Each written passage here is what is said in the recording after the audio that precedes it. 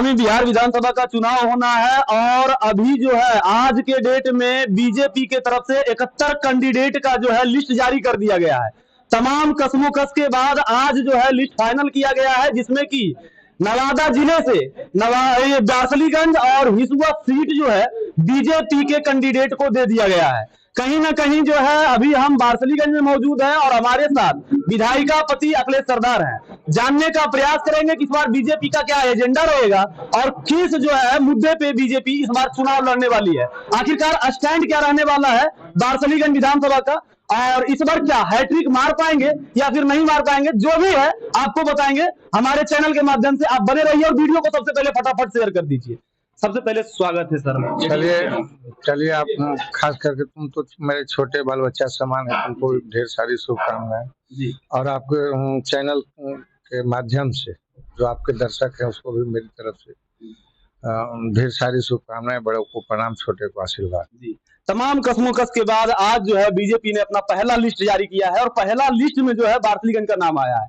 और क्या इस बार क्या स्टैंड रहने वाला है बीजेपी? नहीं देखिए, कसमों कस है, कुछ कुछ सीट पर यहाँ तो आरसीए में तो किसी प्रकार का कसमों कस पहले से कभी था ही नहीं। और खासकर बिहार प्रदेश की बात है तो बिहार प्रदेश में कुछ सीटों पर होता है, तो कुछ सीटों पर कसमा कस था, जिसके उपरांत आज जो है सो भाजपा ने अपनी पहली लिस्ट, भारतीय जनता पार्टी ने पहली लिस्ट जारी की जी। महागठबंधन का अभी तक जो है अपने में भी जो है तो कांग्रेस है और आरजेडी है, उनमें अभी तक फाइनल नहीं हुआ है और भारतीय जनता पार्टी पहली लिस्ट जारी भी कर दी है। क्या कहना चाहिए? देखिए एक बात है कि महागठबंधन जो है वो ठगबंधन है, और ठगबंधन इसलिए है कि आप कहिएगा कि उधर आपकी तरफ भी रस्साकसी हो रहा है, तो दोनों तरफ जैसे महागठबंधन ठगबंधन इसलिए है, उसमें एक परिवार चाहता है कि मेरा जो सत्ता से बेदखल हुए किसी प्रकार से उस सीट पर जुगाड़ हो जाए, और कोई उसमें चाहता है कि डिप्टी सीएम पद हमको मिल जाए। इस हिसाब से तो ठगबंधन है, तो उसमें लटबंधन होगा ही। बिल्कुल। अच्छा, क्या स्टैंड रहने वाला है इस बार भारतीय जनता पार्टी की? भारतीय जनता पार्टी का स्टैंड साफ है, सबका साथ, सबका विकास, सबका विश्वास, सबका प्रयास, और यही मूल मंत्र के साथ हम लोग आगे बढ़ रहे हैं। और स्टैंड में हम लोगों का है कि 2047 में हिंदुस्तान आजादी का 100 वर्ष पूर्णे जा रहा है। 47 तक में हम लोग विकसित राष्ट्र की कल्पना करते हैं। विकसित राष्ट्र के साथ साथ मेरा राष्ट्र भारत माता की जय के साथ हिंदुस्तान का पूरे विश्व में विश्व गुरु बनकर विश्व के मानचित्र पर अपना सम्मान, अपना गौरव स्थापित करे, इसी उद्देश्य के साथ हम लोग आगे बढ़ रहे हैं। क्या कहीं ना कहीं जो है विपक्ष का आरोप रहता है कि नीतीश जी का जो है मानसिक स्थिति ठीक नहीं है और उनका उम्र भी हो चला है, तो क्या फिर से जो है एनडीए नेतृत्वता जो है नीतीश कुमार को दे रही है? कहां तक सही? 80 बरस के मैंने कहा, आप सुने होंगे कि 80 बरस में हड्डी जोश पुराना था। उनके विषय में वीर कुंवर सिंह के बारे में सुने थे ना? क्या सुने थे? 80 बरस की हड्डी में जागा जोश पुराना था। बिल्कुल। और तो वो उसी बात है। अब अभी आप नीतीश कुमार जी के कार्यक्रम, माननीय मुख्यमंत्री जी का जो अभी चला 2-3 महीने के अंदर बिहार के लोगों के विषय में जो बिहार सरकार जो किया, स्वस्थ मानसिकता दर्शाता है या बीमार मानसिकता दर्शाता है, हम आप ही से पूछना चाहते हैं। उनके क्रियाकलाप से क्या लगता है कि हर व्यक्ति, बिहार के केंद्र सरकार और हमारे बिहार सरकार हर व्यक्ति का ख्याल रखा, छोटा हो, बड़ा हो, गरीब हो, अमीर हो, चाहे किसी वर्ग का हो, किसी धर्म का हो, सबका ख्याल रखा। यह स्वस्थ मानसिकता का परिचय है। अब जो जिसको लगता है किसी विरोधी के पास कोई एजेंडा नहीं रह गया, तब कुछ बोलना विरोधी का काम है। अच्छा, कहीं ना कहीं विरोधियों का ये भी आरोप रहता है कि जब चुनाव आता है तो वो चॉकलेट बांटते हैं, चॉकलेट के रूप में कहीं ना कहीं 10,000 रुपया जो है तमाम जो है दीदियों के खाते में डाला गया और कहीं ना कहीं जो है 125 यूनिट बिजली भी जो है मुफ्त किया गया। और एक और आरोप रहता है कि जो तेजस्वी यादव बोलते हैं उनके ही कहीं ना कहीं पद चिन्हों पे जो है बीजेपी चलने का काम करती है, एनडीए चलने का काम करती है। क्या कहेंगे? जैसे देखिए बात, अब पहले से मौका किसको मिला? पहले राष्ट्रीय जनता दल को मौका मिला 15 साल। अभी तो चॉकलेट मतलब बड़ा मिठाई तावड़ा हो जाता है, कम से कम मुंह मीठा करने। उनके जमाने में नेमन चूस चलता था। अगर उस वक्त नेमन चूस भी बांटते, जो कि दुकान में फ्री मिलता था, हम लोग उस वक्त जाते थे दुकान सौदा खरीदने के लिए, तो दुकानदार ऐसे ही नेमन चूस निकाल के दे देता सौदा खरीदने के बाद। तो उनके जमाने में नेमन चूस मिलता। अगर 15 साल के शासन में उन्हें मनचूस भी अगर छोटा छोटा आता था वो दिए होते तो हमको लगता है उनको ये मलाल जो है उनको जो सत्ता से बेदखल होने का जो मलाल खटक रहा है, जो समझ रहे हैं कि मेरा बिहार जो है बपौती है, वो पद जो है मुख्यमंत्री पद बपौती पद है, तो ऐसा परिवारवादी भ्रष्टाचारी बिहार की जनता स्वीकार करने नहीं जा रही है। जी, कहीं ना कहीं कैमरे के माध्यम से बार्सिलीगंज की जनता आपको देख रही है और बार्सिलीगंज की जनता का सवाल रहता है कि जो है कोई भी शैक्षणिक स्थान जो है शैक्षणिक जहाँ पे जो की है जैसे ITI हो गया, फिर मेडिकल कॉलेज हो गया, इस तरह का कोई भी बार्सिलीगंज में आज तक अभी तक लगातार जो है 10 सालों में नहीं खुला। क्या कहिएगा आने वाली सरकार में ये सब हो पाएगा? नहीं, देखिए एक बात बताते हैं, पहले शिक्षा कहे तो पहले जो था 15 वर्षों के शासन में सब सारा बिहार का स्ट्रक्चर जो था ध्वस्त था। अब इस सरकार जो है सो धीरे धीरे पटरी पर लाने का काम कर रहा है। आप देखते होंगे कि हम लोग उस समय देखते थे कि शिक्षा के अभाव में उस वक्त माहौल भी अनुकूल नहीं था कि हम अपने बच्चे बच्चियों को कहीं बाहर भेजते पढ़ने के लिए। तो उस वक्त जो है सो खासकर बच्चियों को तो बाहर स्कूल भेजना, बगल के गांव स्कूल में भी कहीं कहीं ज्यादा कदा 2, 4, 5, 10 किलोमीटर पर स्कूल रहता था तो वहां भेजना मुश्किल था। आज शिक्षा की स्थिति में सुधार आया है कि हर पंचायत स्तर पर +2 की पढ़ाई की व्यवस्था है और हर अब हम लोग आने वाले समय में हर प्रखंड स्तर पर हम लोग चाहेंगे कि PG की पढ़ाई हो।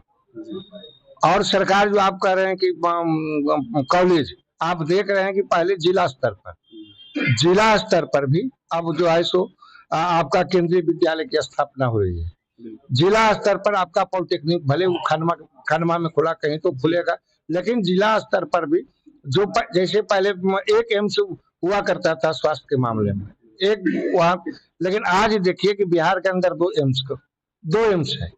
तो उसी प्रकार से अभी हर जिला स्तर पर पॉलिटेक्निक की पढ़ाई की व्यवस्था, केंद्रीय विद्यालय की स्थापना जिला स्तर पर हो रहा है। और इस रफ्तार अगर पकड़ेगा तो हम समझते हैं कि विधानसभा स्तर पर, प्रखंड स्तर पर भी आगे आने वाले समय में संभव हो सके दिया जाएगा। देखिए पलायन तो अब बहुत ज्यादा माना, पलायन तो हम तो शब्द जो आप कहते हैं कि हम देखते हैं कि अब गांव घर कस्बा में मजदूर नहीं मिलता है और हर एक मजदूर की कमाई 500 से 600 की लगभग हो गई है। तो 600 भी समझिए तो 1800। और सरकार जो व्यवस्था, बुनियादी व्यवस्था जो सरकार दे रही है, उसको मुफ्त में राशन, उसको मुफ्त में शिक्षा, उसको मुफ्त में स्वास्थ्य की व्यवस्था, उसको मुफ्त में बिजली, और ऊपर से अगर अब बिहार की स्थिति है जो कमाने वाला आदमी है तो बिहार में अब ऐसा नहीं कि रोजगार नहीं मिलेगा। अब बिहार में जो है कमाने वाले लोगों की कमी है। अब मजदूर ढूंढना पड़ता है। कहीं ना कहीं आपका कहना है कि जो है पलायन जो है पूरी तरह से थम जाएगी सरकार बनने के। पलायन रुक रहा है, आने वाले समय में रुकेगा जब अपने क्षेत्र में लोगों को रोजगार मिलेगा, जब बेरोजगारी की समस्या दूर होगा। नौकरी ही प्राथमिकता नहीं रहता है, युवाओं को, बेरोजगारों को रोजगार मिलना प्राथमिकता रहता है। तब युवा जो आज भी समय में जो युवा खटने वाला है भूख नहीं मरता है। जिसके पास 2 बीघा 5 बीघा 10 बीघा जमीन है, अगर खेत पर काम नहीं करेगा, घर में पड़ा रहेगा, वैसा ही व्यक्ति को अभाव से जूझना पड़ता है। लेकिन जिसके पास एक धूर भी जमीन नहीं है और वह कमाना जानता है, वैसा व्यक्ति आज के समय में संपन्न है और सुखी है, वह भूख नहीं मरने वाला। अच्छा, बार्सिलीगंज विधानसभा पे आते हैं तो आप अपने विपक्षों को कैसे देखते हैं? विपक्ष के पास कोई एजेंडा नहीं, विपक्ष को क्या देखेंगे आप? विपक्ष का भी सुने होंगे। हम तो कहेंगे कुछ जो विपक्षी लोग हैं उनके साथ चूंकि देखिए अब विपक्ष का शीर्ष नेतृत्व ही है जो उसका बस एक एजेंडा है कि किसी हिसाब से उस कुर्सी को पाले। कुर्सी पर काबिज होना, कुर्सी पर ये मायने रखता है, ये मायने उनके लिए नहीं रखता है कि हमको अपने बिहार विधानसभा के लिए कुछ अच्छा करना है, अपने जिला के लिए कुछ अच्छा करना है, अपने राज्य के लिए कुछ अच्छा करना है, अपने राष्ट्र के लिए कुछ अच्छा करना है, ये मानसिकता नहीं। एक परिवार का जो राजतांत्रिक व्यवस्था है उस व्यवस्था को स्थापित करना है, कायम करना है। और जो 90 के दशक में जो वैमनस्य का बीज लोगों के बीच, आम लोगों मानव के बीच जो वैमनस्य का बीज अपने स्वार्थ, निजी स्वार्थ के कारण जो बिहार में बोया गया था, उस बीज को जो नीतीश कुमार और माननीय प्रधानमंत्री के नेतृत्व में जो बीज को जो खत्म हुआ है और 20 साल के बाद जो अब जब बिहार अपना रफ्तार पकड़ा है, अब फिर से यह रफ्तार या बिहार का विकास उनको अच्छा नहीं लग रहा। आज रात में आदमी टहल रहा है, बोल रहा है, घूर रहा है, आज अभी हम चलेंगे 1-1.5 घंटा में पटना पहुंच जाएंगे। ये सब जो व्यवस्था है, हम तो देखे हैं, आ रहे थे पटना से, तो जो नीतीश जी बनाए हैं अभी आपका जो मैरीन ड्राइव, उस पर लालू जी रोज घूमने जाते हैं। अच्छा, रोज शाम के शाम आप पता कर लीजिएगा, घूमने जाते हैं। उनको भी लगता होगा, अभी अभी उनको मलाल आता होगा, ओ हम भी कुछ अच्छा किए होते। उनको लगता होगा कि एक हम इस दुनिया से जाएंगे तो मेरी पहचान जंगल राज होगा। और एक नीतीश कुमार को जो है सो अपने आप को भी, वह जो अगला जो एजेंडा है, जो कहता है कि हमको मुख्यमंत्री की घोषणा करो, वह परिवारवादी पार्टी है। यहाँ हमारे भारतीय जनता पार्टी में न प्रधानमंत्री परिवारवादी पार्टी है, और न बिहार में माननीय मुख्यमंत्री परिवारवादी पार्टी है। अच्छा, इधर भी जो है एनडीए से भी सरदार हैं और कहीं ना कहीं विपक्ष में भी सरदार हैं, क्या कहिए? नहीं, एनडीए से सरदार, ये तो मोहब्बत का नाम सरदार है। एनडीए से अखिलेश सिंह है, एनडीए से अरुणा देवी है, और अरुणा देवी के सहायक जो है, अरुणा देवी के सचिव के रूप में कहिए। जनता का लाड़ प्यार से सरदार मिला है और जनता के लिए सब दिन सेवा में रहते हैं। एक जो है, एक समूह को लेके चलना, तो ये जो मानव समूह है, इसमें भी दो तरह का है, एक बिच्छू स्वभाव का और एक जो है सो साधु स्वभाव का। तो जो एक संत स्वभाव का जो है, जो अच्छा एक विकास का रफ्तार पकड़े और एक विनाश का रफ्तार पकड़े, आप दोनों का भाषा से समझिए, दोनों आदमी के भाषा से आप समझिएगा कि दोनों आदमी का लाइन क्या है। बार्सलीगंज की जनता ही पूछ रही है कि दोनों तरफ से यदि सरदार टकराते हैं तो क्या बवाल मचने वाला है बार्सलीगंज? कुछ बवाल नहीं होने वाला है, कहीं कुछ बवाल नहीं होने वाला है। अब उसका समय नहीं आ गया कि लोग जो है लाठी में तेल पिलाएगा, समझ गए? अच्छा, आप किनको ज्यादा सीरियस लेते हैं? तो कलम से ज्यादा अब तो अंगुली चलने लगा कंप्यूटर पर। अब कलम भी कम, अब कंप्यूटर युग आ गया। सीरियस हम देखिए, विरोधी दो प्रतिद्वंदी आपके अगेंस्ट हैं, एक जो है कि मंटन सिंह और एक है अशोक महतो, किनको ज्यादा सीरियस लेते हैं? सीरियस उन लोगों, किसी को हम सीरियस नहीं लेते हैं। सीरियस रूप में ही लेते हैं कि जो पहले पार्टी हम पर भरोसा किया और जनता के बीच में जाएंगे, जनता का फिर जो चुनौती होगा उसको हम सीरियस के रूप में लेते हैं।